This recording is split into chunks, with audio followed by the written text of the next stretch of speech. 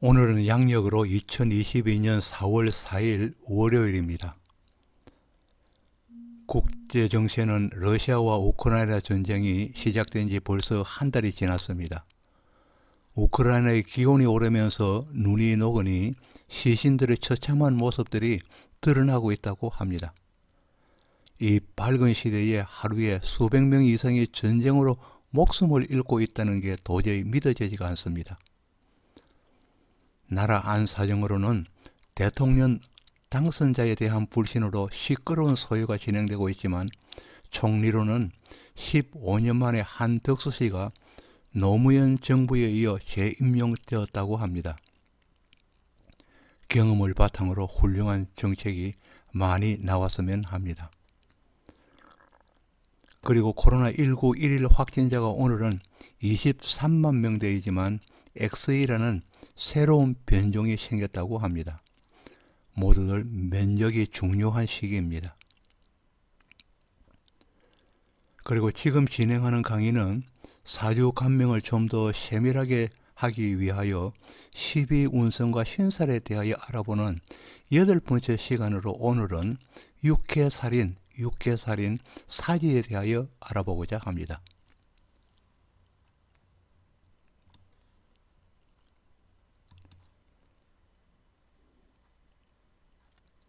물론 지난 강의에서도 육해살과 사지에 대하여 이미 강의한 바 있지만 보충되는 내용으로 이해하시고 먼저 해놓은 강의도 참고하시면 좋을 것입니다. 그럼 본문에 들어가도록 하겠습니다.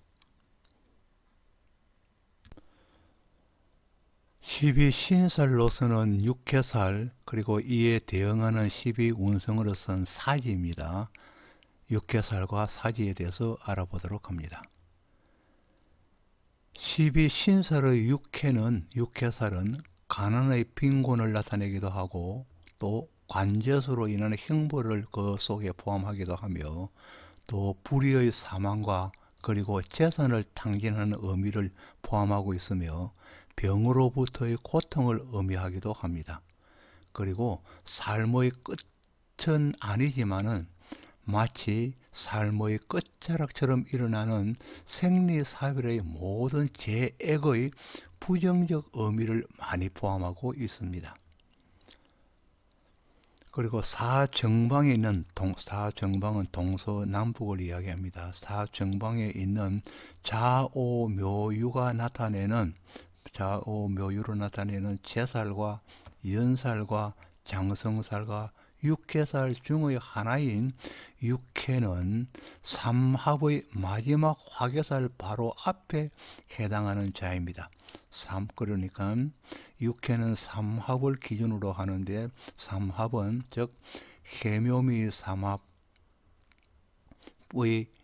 화개살 바로 미토 앞에 있는 사오미이기 때문에 사오미로 나타내기 때문에 미토 바로 앞에 있는 오화가 즉 육해살이라는 것이고 화명일 때 인옷으로 화명일 경우에는 화개살 술토 바로 앞에 있는 신유술이기 때문에 유금이 육해살이라는 것이며 또 사유축 금명일 때 일지가 사유축으로 일 때는 해자축이기 때문에 축 화계 앞에 있는 자수가 육해살이라는 것이며 또 신자진 수명일 경우 일지가 신자진일 경우에는 화개살 진토 앞에 있는 인묘진이기 때문에 묘목이 육해살이라는 것입니다.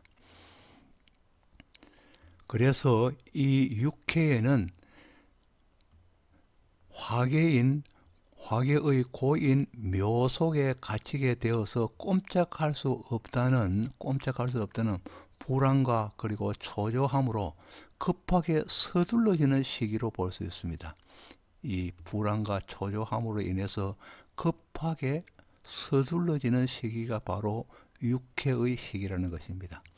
그러나 한편으로 육해는 좌오묘유의 왕지로 이루어져 있기 때문에 좌오묘유 왕지는 원래 자기가 최고라는 개념으로 초조하고 불안함과는 정반대로 유유자적하는 유유자적하는 시기로 볼 수도 있기도 하며, 또 인간이란 미래를 모르는 것이기 때문에 항시 태평성대로 착각하여 즐기기만 하고 넋을 놓고 지내는 단계, 즐기기만 하여서 넋을 놓고 지내는 단계, 즉 그 시기일 수도 있다는 것입니다.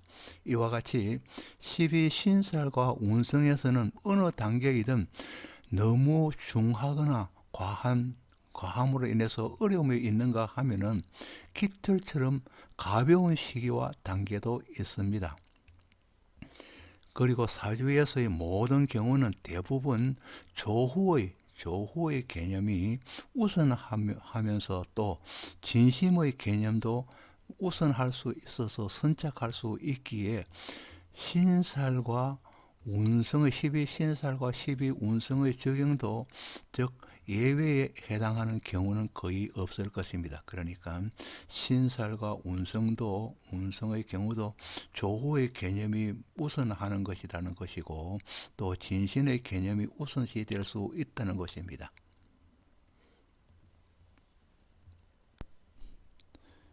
이 육해살은 일지를 기준으로 할 경우가 그 효용성이 높습니다. 그러나 확인에 따라서는 또 연지를 기준하기도 합니다. 명조 내에 존재한다면은 육해의 살성을 띄우기 쉬워서 무엇이든 결정하는데 속전속결로 화를 자초하기도 쉽습니다. 그리고 명조 내에 육해살이 극을 받을 때에만은 조급함이 줄어들지만은 형충이 있는 명조이거나 육해의 운이 들어올 때는 결정의 순간이 빨라지기에 가오를 범하지 않도록 조심하여야 할 것입니다. 특히 유가 정권 등에 투자하는 경우는 운에서 오는 자를 살펴서 완급을 조절하여야 실패가 없을 것입니다.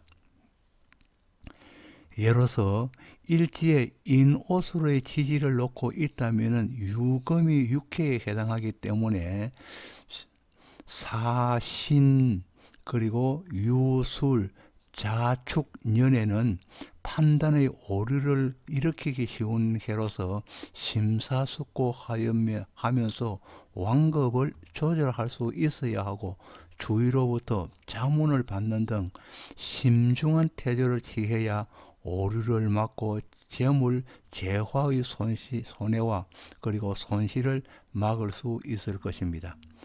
해묘의 일지는 오화가, 그리고 사유축 일지는 자수가, 신자지는 묘목이 육해에 해당합니다.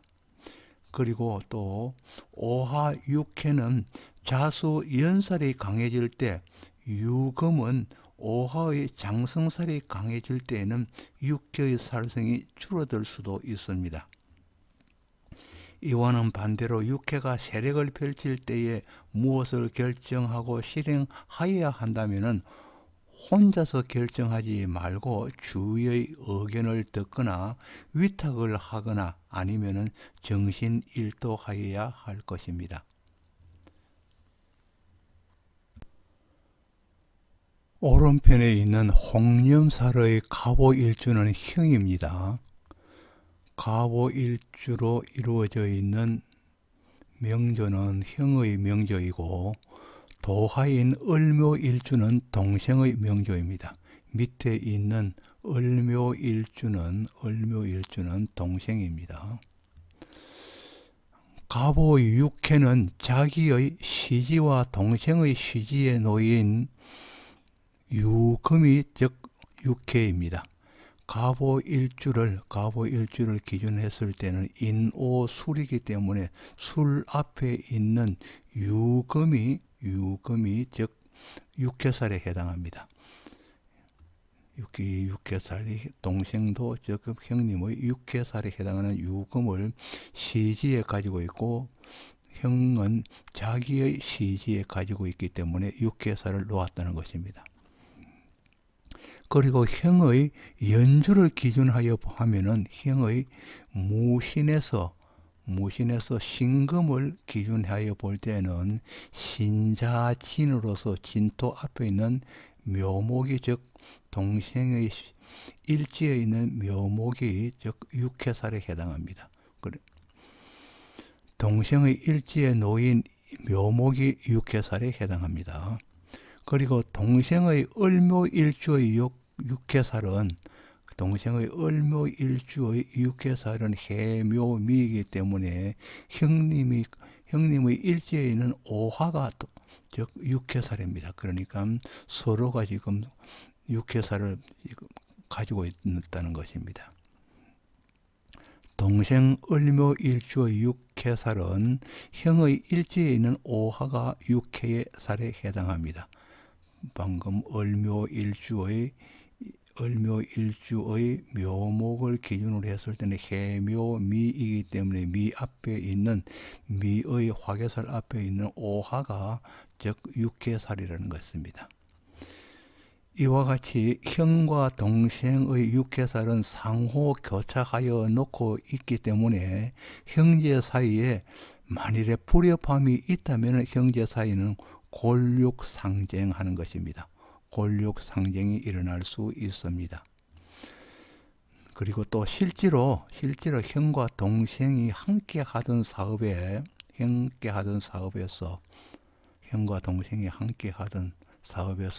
형의 경오대운, 동생의 무오대운에서 떡 세운은 신축년입니다. 작년입니다.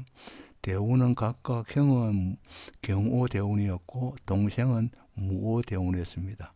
그리고 작년이기 때문에 신축년에 육해살의 난동으로 인해서 지분 분할과 종업원의 퇴직금 등으로 인해서 법적인 송사가 일어났습니다. 법적인 송사가 일어나서 어쩔 수 없이 사업체를 분할해야 하는 결론에 이르러서 그 사업체는 형과 동생의 것으로 분할되었고 이때 형의 종업원도 대부분 동생의 업체로 이동해가는 불미스러운 결과를 만들어내기도 하였습니다. 그래서 즉 육해살로 인해서 상호 교체하는 육해살로 인해서 또 육해의 난동이 일어났다는 것입니다. 이때의 난동을 육해살을 즉 지게 짝대기로 지게를 받치는 짝지로 지금 지게를 받치는 짝지로 비교하기도 하여서 이 짝지를 빼어버리면은 지게가 넘어지는 것에 비유하기도 합니다. 그러나 형제 모두는 갑을목으로서 형은 갑목, 동생은 을목이기 때문에 을목으로서 축월생, 형님은 축월에 났고 그리고 동생은 해월에 난 것입니다. 형은 축월 그리고 동생은 해월생이지만은 해월생으로 겨울의 추운 목이지만 한목이지만은 청장년기의 적절한 시기에 지금은 청장년기에 들은 사람들입니다. 적절한 시기에 형은 사오미 대운으로 걸렸고 동생은 미오사의 여운으로 역의 화대운으로 흐르고 있고 또 시대에 맞는 적합한 업종이기 때문에 업체는 비교적 호황을 누리고 있는 편입니다. 해월과 축월이 나서 겨울에 났지만 그러나 대운이 사오미 또 미오사의 여군의 화대운으로 흐르고 또 시대에 그 업종 자체가 시대에 맞는 업종이기 때문에 그 사업체는 비교적 지금 호황을 누리고 있다는 것입니다. 이 페이지에서는 육해살의 여러 가지 내용을 살펴보도록 합니다. 한편으로 이 육해는 불편한 환경에서 입신을 기다리고 몸부림치는 모습에 비유하기도 합니다. 그리고 어린 시절부터 다가온 오래된 병의 나머지 잔상이기도 합니다. 그리고 육해는 정신적인 사지의 세계이기 때문에 문학, 예술, 과학 방면으로 순조롭고 운이 좋거나 명조의 구성이 좋으면은 유명세를 떨치기도 합니다. 만일에 이를 이루지 못한다면은 육회는 염세적이기 때문에 속세를 등지기도 하여서 종교로 가는 것이 또 육회의 영역이기도 합니다. 그리고 육회는 업이 모여서 쌓여진 자리이며 지저분한 것이 모인 자리입니다. 그러니만큼 더욱 깨끗하게 정리정돈하여야 발복하는 자리이며 방향이 되겠습니다. 조상은 천살방이지만은 나머지의 기도는 육회 방향이기 때문에 반드시 신성시해야 할 것입니다. 육회의 자가 자식인 연지띠에 해당하면은 부모의 합이 좋다고 하였습니다. 예를 들어 본다면 부모가 해묘미 일지일 경우에는 오화의 말띠 자식에 해당하겠고, 부모가 인호술 일지의 경우에는 유금의 닭띠 자식에 해당하고, 부모가 사유축 일지라면은 자식이 자의 쥐띠에 해당하고, 부모가 신자진 일지일 경우에는 자식이 묘의 토끼띠에 해당할 것입니다. 그리고 또 부동산을 업으로 하는 자는 육회방에서 물건을 구한다면 차익을 많이 남길 수 있다고 하였습니다. 또 육회살 운에서는 몸이 쇠하기 쉬우니 신병을 조심하여야 합니다. 그리고 상담업이나 활인업을 하려면 연살을 등지고 육회살방을 보아야 길하다고 하였습니다. 이 페이지에서는 삼합이 아니고 육합을 해하려는 육회에 대해서 알아보도록 합니다. 육합을 깨는 육회에 대해서 알아보도록 합니다. 지지로서의 육회살은 인사, 그리고 묘진, 그리고 신해, 미자, 자미, 축오, 그리고 유술, 술유의 조합입니다. 조합이 육회의 조합입니다. 그리고 이는 합하려는 기운을 상대는 충하려 하니 서로가 불편한 관계로 이루어진 것입니다. 예를 들어서 임목은 해수와 사화는 신근과 합하려 하지만은 임목은 해수와 합하려 하고 사화는 신근과 합하려 하지만은 상대는 합하려는 기운과는 충합니다. 임목은 사화가 합하려는 신근과 인신충이 일어나는 것이고, 또 사화는 임목과 합하려는 해수와 즉 사해충이 일어난다는 것입니다. 충하는 기운이 서로가 육회살이고 되고 또 육합을 방해하는 방해자가 바로 육회입니다. 하나를 더 보면은 묘와 진을 보면은 묘는 술을 만나서 묘술 합을 하려고 하고, 그리고 진토는 유금을 만나서 진유합을 하려 하나, 그러나 묘는 진유합을 하려는 묘유충이 일어나는 것이고, 진토는 묘와 합을 하는 술토와 진술충을 일으키는 것입니다. 전부 다 이러한 관계로서 전부 이루어지고 있습니다.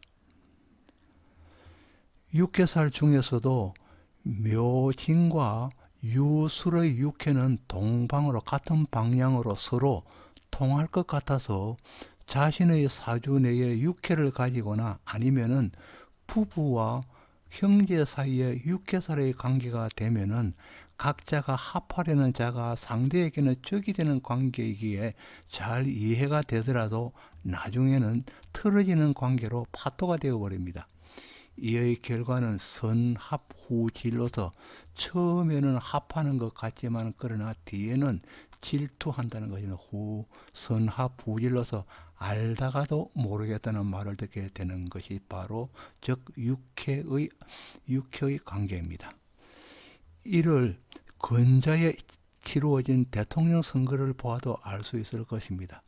부부나 또 형제 가족이라도 서로가 통할 것 같지만은 상대가 선정하여 투표하는 대상은 내가 중하고 싫은 대상이라는 것입니다. 이와 같은 것을 비유해 볼 수도 있을 것입니다.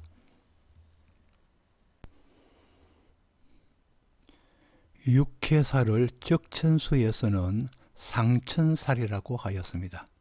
이 청자는 뚫을 천자입니다. 그래서 여기에서는 뚫어지게 쳐다본다는, 상대를 뚫어지게 쳐다본다는 뜻도 가지고 있습니다. 예로서 일지인목으로 인목이면서 사화가 옆에 있다면은 육해살인 상천살을 가지게 됩니다. 가지게 되어서 그에 따르는 살성을 가지게 되고, 만일에 명식에 사화가 없더라도 사화의 운에서는 액성이 나타나게 되어서 힘든 시기를 보내게 되는 것입니다. 인사생지끼리의 육해상천은 그래도 해가 경미하지만은 그러나 자미상천, 추고, 묘진, 유술처럼 왕지와 그리고 묘지로 이루어진 육해상천은 위해가 크게 작용합니다. 이들이 삼합을 이룰 때는 흉화가 더욱 더 크게 작용됩니다. 그 중에서도 묘와 진을 동축지해라고 하고 유술은 서축지해라고 하고, 이는 부조방의기에 도움과 조력도 아무것도 미치지 않는다는 것입니다. 이기에 합충을 허락하지 않아서 빼도 박지도 못하는 공간에 등져진 상태와 같다고 하였습니다.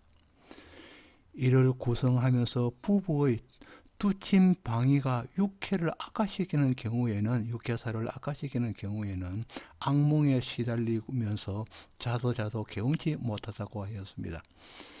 두침 방향이 계속된다면 암과 같은 큰 병을 얻을 수도 있습니다. 이를 두고서 수맥으로 오인하는 일이 없도록 하여야 할 것입니다. 그리고 묘진과 유술을 동축으로 인식하여서 길한 관계로 오인하여 합이 좋다고 하여서 만일에 궁합을 볼 때 합이 좋다고 하면 정말로 곤란하게 될 것입니다. 그러나 이 상천의 육해살도 풀어지는 자가 명조 내에 있거나 운에서 풀어지는 자를 맞이한다면 고래등과 같은 고대 광실의 기와집을 준다고 하였으니 큰 주거지가 해결되어서 복이 있다고 하였습니다.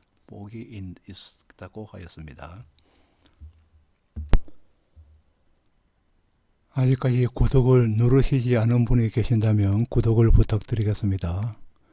지금까지 정시의 사주명리 331강으로 12운성으로서는 사지에 해당하고 12신살로서는 육해살에 해당합니다. 육해살과 사지에 대해서 알아보았습니다. 다시 한번 여러분에게 구독을 부탁드리겠습니다. 지금까지 시청해 주셔서 감사합니다. 고맙습니다.